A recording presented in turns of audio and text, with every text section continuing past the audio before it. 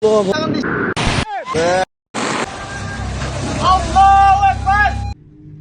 were in Tessanilo Tesonelo.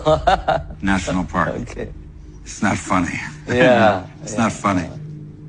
Only 18% of it remains. We saw it. There are new roads, new illegal roads. Forests cut, trees laying on the ground, burnt where they fell. It's devastating. It's heartbreaking to see it. You saw it. Saya baru lihat terkaget. Kami tiap hari untuk mencoba menyelesaikan persoalan. Sir, they didn't drop out of the sky on this property. They came there over a period of time, and there was plenty of time to stop the behavior, stop the activity. Tadi saya sudah jelaskan, ini bukan Amerika, memang berbeda. Kami baru mengalami apa yang disebut dengan reformasi. Ya, Pak? Thank you for your time. Sama-sama, makasih.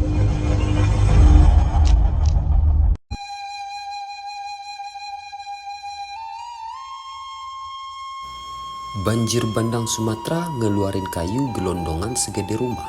Itu bukan sekedar bencana alam. Itu alam lagi ngomong jujur. Sementara penjabat kita sibuk ngatur narasi biar kelihatan suci, padahal tangan mereka basah duluan sebelum sungainya. Hutan itu tidak pernah bohong. Kalau dia sampai muntahin batang-batang raksasa ke tengah arus, itu artinya ada sesuatu yang digergaji habis-habisan jauh sebelum air datang. Dan jejak paling jelas, Tesonilo.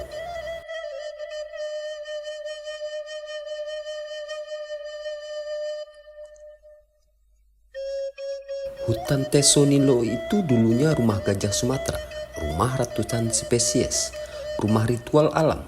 Sekarang tinggal peta yang penuh lubang.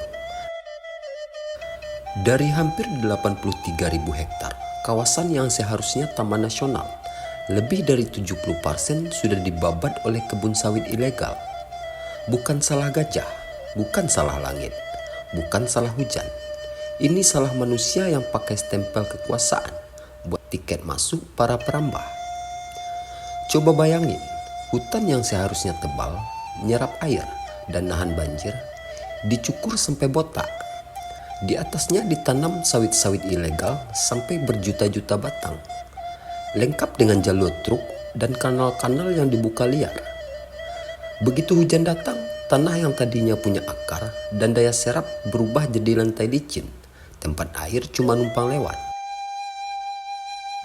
Aliran deras itu nggak cuma bawa lumpur, tetapi juga bawa bukti pembantaian.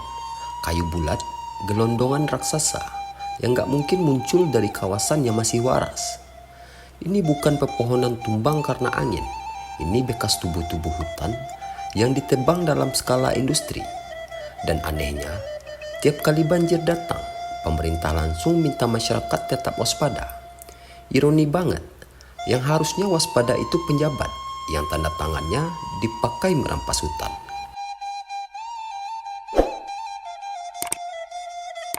Kasus Tesonilo ini nunjukin dengan brutal, bencana banjir itu bukan ketidaksengajaan. Itu hasil akumulasi keserakahan yang dipelihara. Laporan investigasi nunjukin bagaimana kawasan hutan dilucuti atas nama pemulihan ekonomi, investasi daerah, atau memberi ruang bagi masyarakat. Padahal pemain utamanya perusahaan-perusahaan besar yang pakai masyarakat sebagai tameng hidup. Waktu ada penggerebekan, warga yang disalahin. Waktu ada sawit ilegal, warga juga yang dipajang foto. Tapi siapa pemilik bulldozer? Siapa pemilik pabrik CPO yang nerima buah dari lahan haram? Siapa penjabat yang pura-pura nggak lihat?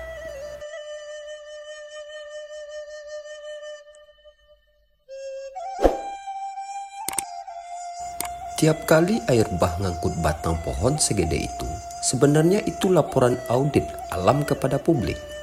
Dia ngasih tahu, ini yang ditebang selama bertahun-tahun. Ini yang kalian biarkan. Ini tubuh hutan kalian, melucur lewat aliran banjir. Dan makin keras pemerintah nutup-nutupin, makin jujur alam nunjukin bukti.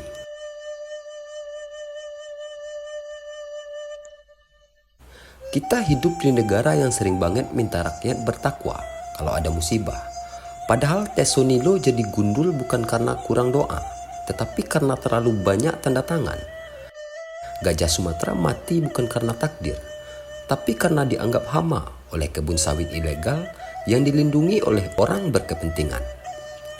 Sungai meluap bukan karena langit marah, tapi karena bumi dipaksa botak. Kalau penjabat berani jujur kayak hutan, mungkin banjir tidak akan sebrutal ini. Hutan memberi tanda setiap kali dia disakiti. Penjabat memberi alasan setiap kali dia ketahuan. Dan bedanya jelas, hutan gak bisa bohong, penjabat sering banget pura-pura gak tahu. Jadi, kalau hari ini banjir di Sumatera ngeluarin kayu gelondongan segede gaban, jangan bilang itu fenomena alam. Itu bukti kriminal lingkungan yang sudah lama dibiarkan. Itu bukti bahwa Tesunilo bukan sekedar tragedi lokal, tapi alarm nasional. Dan kalau alarm kayak ini masih nggak kedengaran, berarti kita udah terlalu kebisingan oleh omongan penjabat yang lebih sibuk nyelamatin reputasi daripada nyelamatin negeri.